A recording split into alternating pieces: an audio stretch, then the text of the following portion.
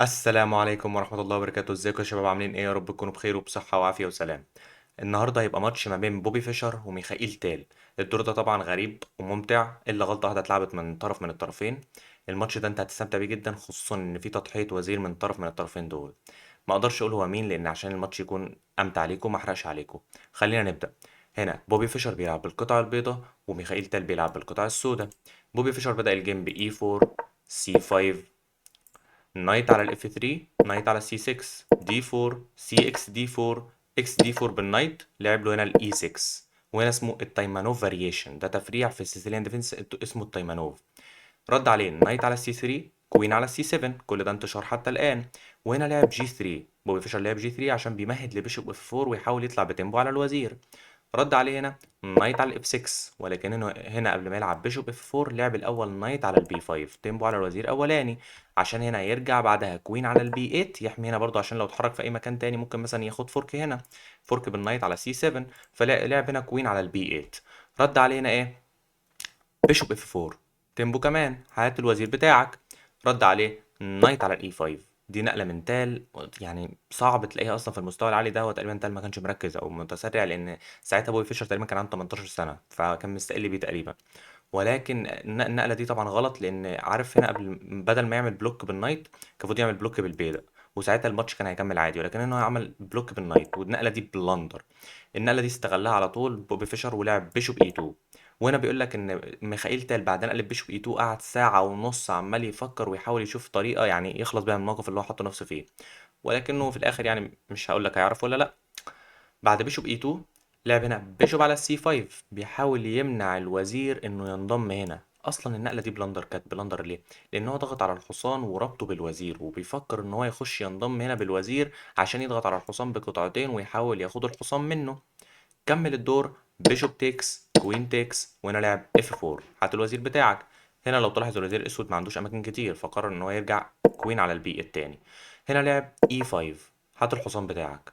رد عليه اي 6، هتاخد حصان ياخد حصانك. رد عليه هنا بوبي فيشر انه اكل الحصان، وهنا تال اكل الحصان، وهنا اكل البيدق بيطالب الروك بتاعته. واونلي موف هنا للتال ان هو يلعب روك على جي 8. رد عليه هنا ايه بوبي فيشر ولعب له نايت على الاي 4 تيمبو على الفيل بتاعه، هات الفيل بتاعك. لعب له بيشوب على الاي 7، رجع يأمن الفيل. رد عليه كوين على الدي 4، طالع بيحمي البدأ بتاعه وبيحاول يعني يفتح لوزيره اماكن اكتر. رد عليه هنا تال روك اي 4، طلع بتيمبو على الوزير، هات الوزير وهات الحصان وراه.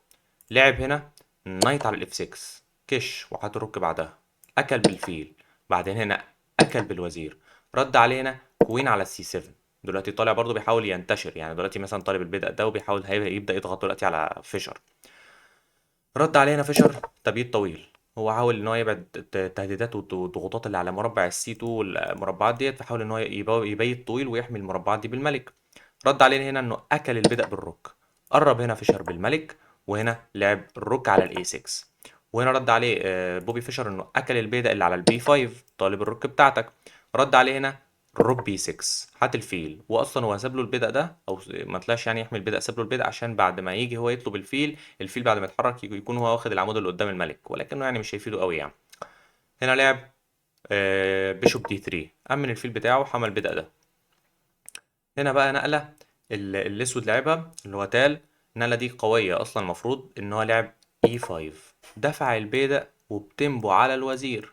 وهنا بتيجي نقلة رائعة رائعة من بوبي فيشر، وتثبت لك إن عقله يعني عقله بجد يعني جامد جدا جدا في الشطرنج يعني. وهي بيدق في بيدق، ساب له الوزير، تضحية وزير لملك التضحيات ميخائيل تال.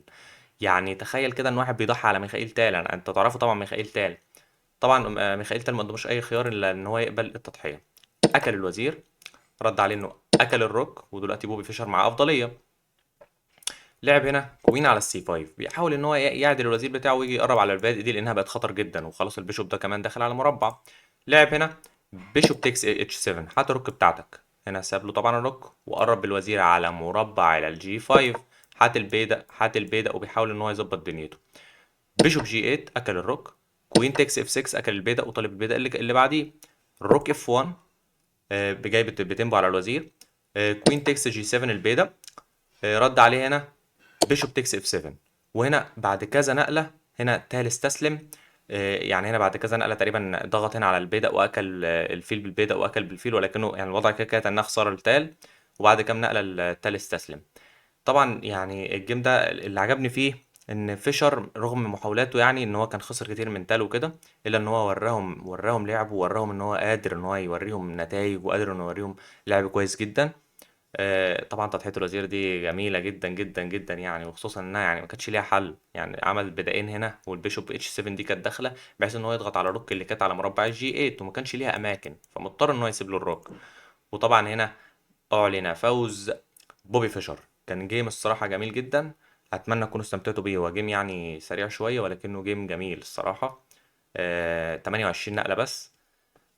بوبي فيشر كسب. وبس اتمنى تكونوا استمتعتوا بالجيم. يلا السلام عليكم ورحمة الله وبركاته.